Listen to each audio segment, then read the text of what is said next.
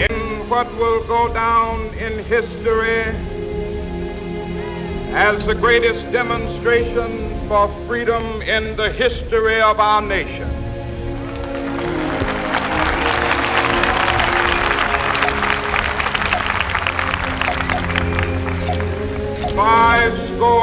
Years ago, a great American in whose symbolic shadow we stand today signed the Emancipation Proclamation.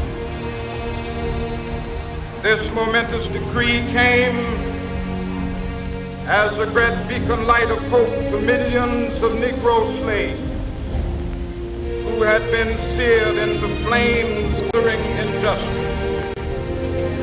It came as a joyous daybreak to end the long night of their captivity. But 100 years later, the Negro still is not free. 100 years later, the life of the Negro is still sadly crippled by the manacles of segregation and the chains of discrimination. 100 years later, the Negro lives on a lonely island of poverty in the midst of a vast ocean of material property. 100 years later, the Negro is still languished in the corners of American society, finds himself in exile in his own land. So we've come here today to dramatize a shameful condition. In a sense, we've come to our nation's capital to cash a check. When the architects of our republic wrote the magnificent words of the Constitution and the Declaration of Independence, they were signing a promissory note to which every American was to fall heir. This note was a promise that all men, yes, black men as well as white men, would be guaranteed the unalienable rights of liberty and the pursuit of happiness. It is obvious today that America has defaulted on this promissory note insofar as her citizens of color are concerned. Instead of honoring this sacred obligation, America has given the Negro people a bad check, a check which has come back marked insufficient funds.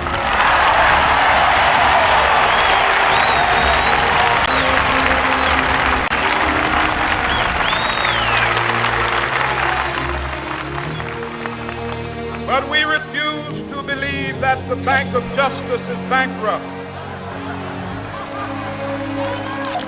We refuse to believe that there are insufficient funds in the great vaults of opportunity of this nation. So we've come to cash this check, a check that will give us upon demand the riches of freedom and the security of justice.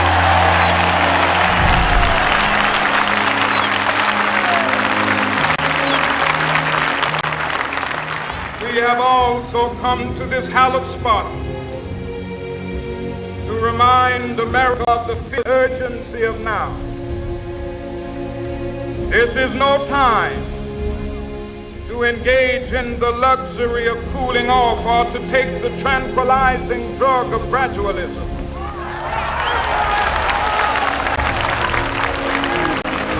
Now is the time to make real the promises of democracy.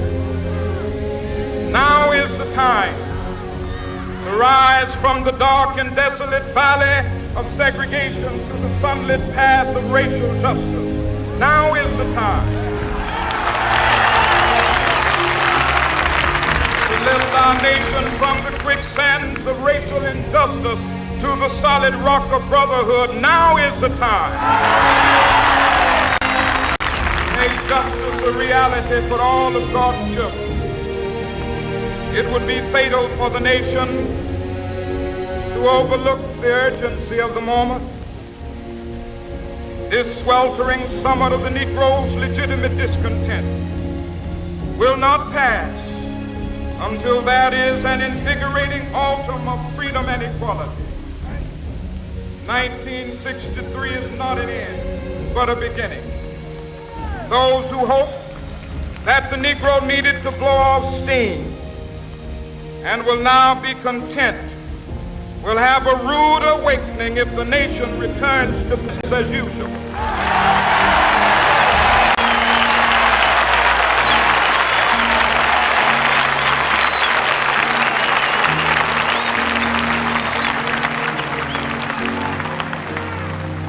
There will be neither rest nor tranquility in America till the Negro is granted his citizenship rights.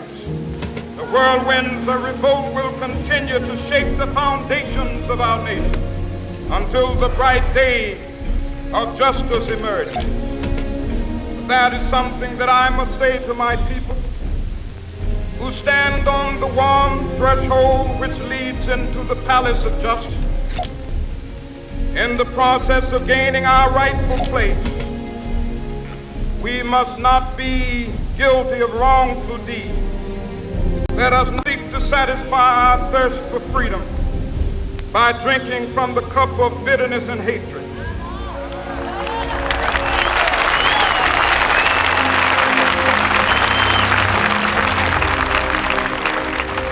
We must forever conduct our struggle on the high plane of dignity and discipline. We must not allow our creative protests to degenerate into physical violence. Again and again, we must rise to the majestic heights of meeting physical force with soul force. The marvelous new militancy which has engulfed the Negro community must not lead us to a distrust of all white people. For many of our white brothers, as evidenced by their presence here today, have come to realize that their destiny is tied up with our destiny.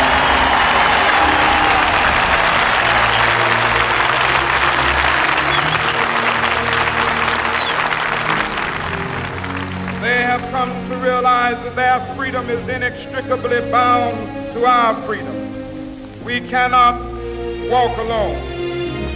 As we walk, we must make the pledge that we shall always march ahead.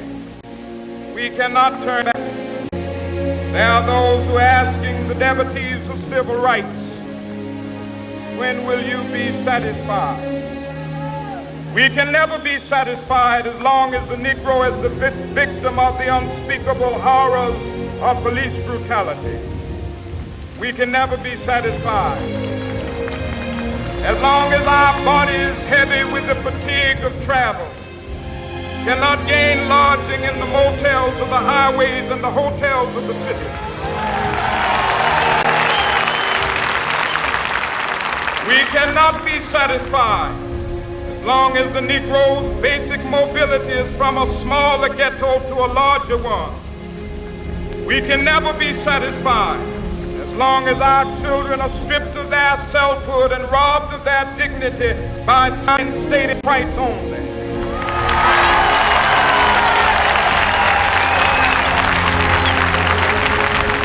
We cannot be satisfied as long as a Negro in Mississippi cannot vote and a Negro in New York believes he has nothing for which to vote.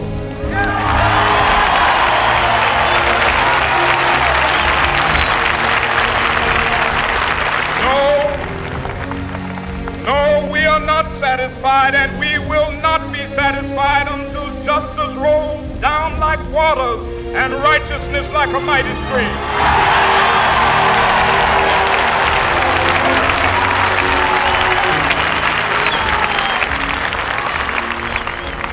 I am not unmindful that some of you have come here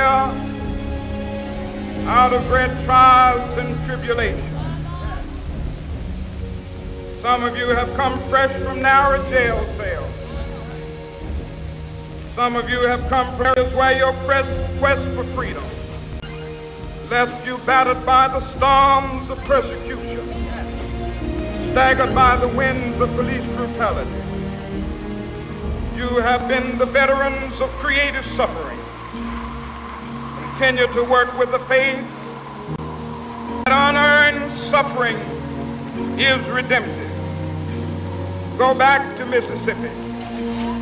Go back to Alabama. Go back to South Carolina. Go back to Georgia. Go back to Louisiana. Go back to the slums and ghettos of our northern cities, knowing that somehow the situation can and will be changed. Let us not wallow in the valley of despair. I say to you today, my friend,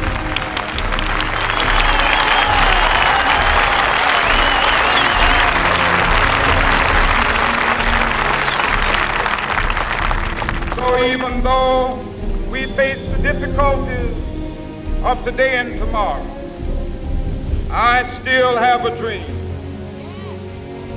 It is a dream deeply rooted in the American dream.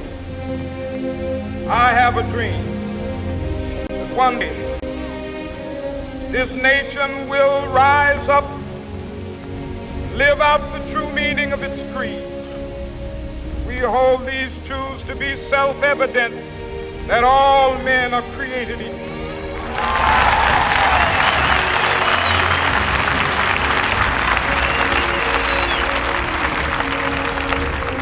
I have a dream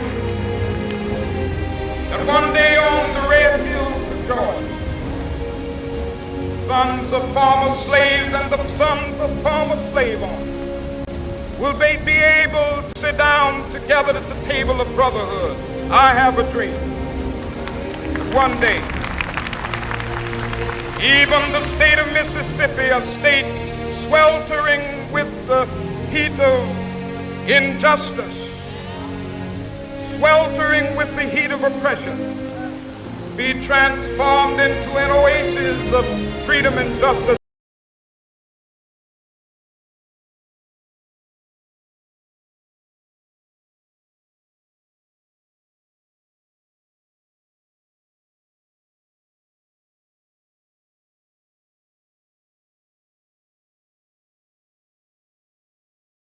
I have a dream. My poor little children will one day live in a nation where they will not be judged by the color of their skin, but by the content of their character. I have a dream today.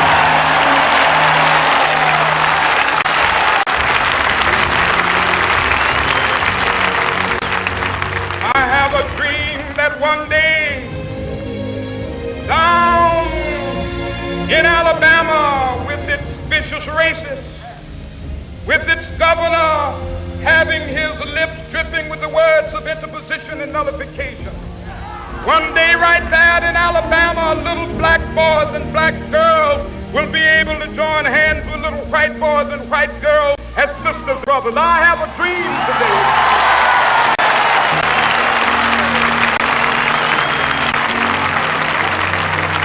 I have a dream that one day every valley shall be exalted, every hill and mountain shall be made low, the rough places will be made plain, and the crooked places will be made straight, and the glory of the Lord shall be revealed, and all flesh shall see it together. This is our hope. This is the faith that I go back to the South with.